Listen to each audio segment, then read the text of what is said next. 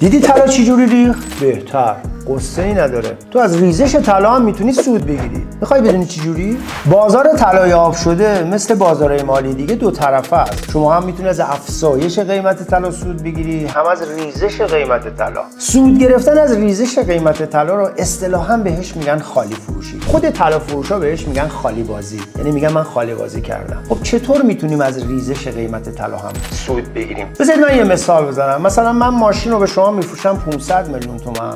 10 روز بعد ماشین ارزون میشه 450 میلیون. میام من اون ماشین از شما میخرم. من 50 میلیون تومان سود گرفتم. پس از پایین اومدن قیمت ماشین هم سود گرفتم من. در طلا هم همین شکله. شما طلا رو گرون میفروشید، وقتی قیمت اومد پایین ارزون میخرید. این بازار دو طرفه است. پس نگران نباش. شما هم از افزایش قیمت طلا میتونی سود بگیری، هم از ریزش قیمت طلا.